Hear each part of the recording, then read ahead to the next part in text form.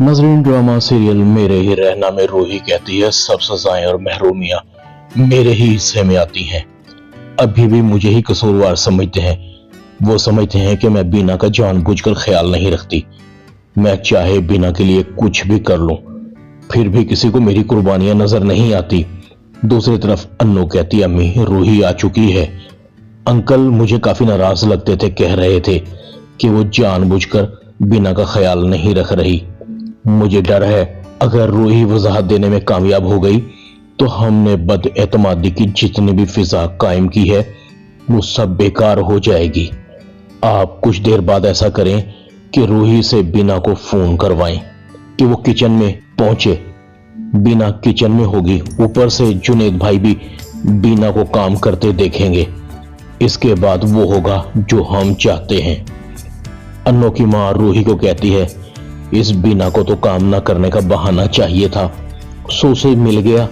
बीना मां बनने वाली क्या हुई, उसने सारा घर ही सर पर उठा रखा है। खैर से तुम भी कल को मां बनोगी।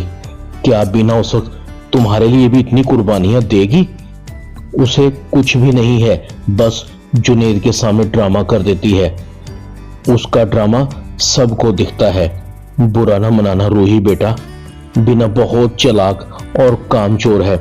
तुम्हें कोई काम करने की जरूरत नहीं है। जब काम ऐसे ही पड़ा रहेगा तो खुद काम करेगी। तुम भी अपने कमरे में आराम से बैठो, तुम भी थकी हुई हो। बीना को फोन करो आकर किचन में संभाले, या फिर तुम खुद जाओ उसे कहो कि किचन में खाना बनाने का वक्त हो गया है। रूही बीना को बुलाने चली जाती है और अन्नू पीछे से गैस के सारे बर्नर खोल देती है ताकि गैस लीक हो सके।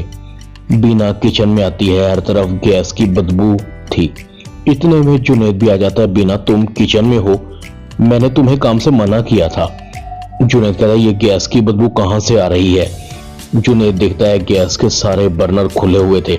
बीना को भी गैस की बदबू चढ़ रही थी। जुनेद कहता है बस बहुत हो गया, आज के बाद तुम किचन में नहीं आओगी। इतने में रूही भी आ जाती है और अन्नू भी। जुनेद कहता है गैस के बर्नर खुले हुए थे, बीना किचन में अकेली थी, अगर खुदा ना खास्ता कोई हादसा हो जाता तो?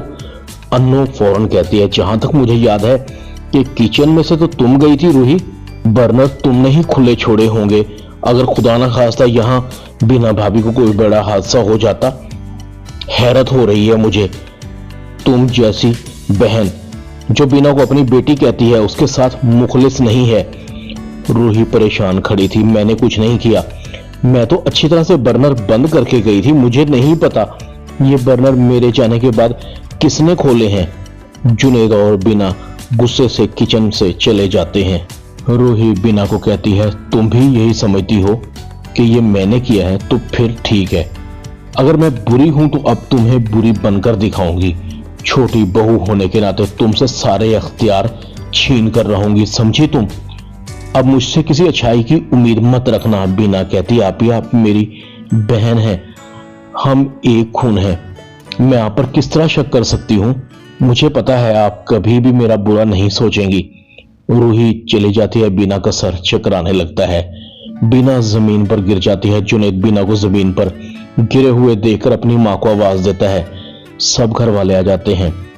अम्मी बीना बेहोश हो गई है। जैसे ही बीना को होश आती है जुनेद कहता है तुम क्यों रूही की टेंशन लेती हो? अगर रूही तुमसे कोई ताल्लुक नहीं रखना चाहती तो तुम क्यों उसके लिए परेशान होती हो? दूसरी तरफ रूही अन्नू के पास जाती है। आप जो कुछ कर रही हैं अच्छा नहीं कर रही, मैं आपको बता रही हूं इसका अंजाम बहुत बुरा होगा। अन्नू कहती है फिर तुम रोक लो, बदल लो अपने हालात।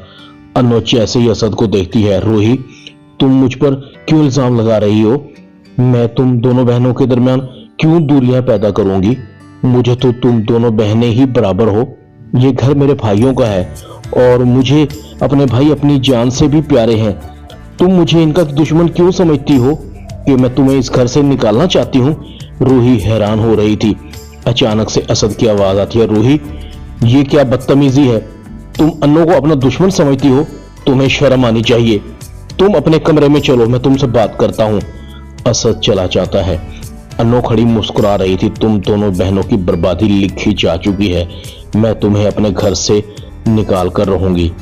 ड्रामा मेरे ही रहना में इतना ही। चैनल को सब्सक्राइब कर दें, वीडियो को लाइक कर दें और बेल आइकन के बटन को दबाकर ऑल पर क्लिक कर दें ताकि आपको मेरी नई आने वाली वीडियो का नोटिफिकेशन फौरन मिल सके। अपना ख्याल रखिएगा।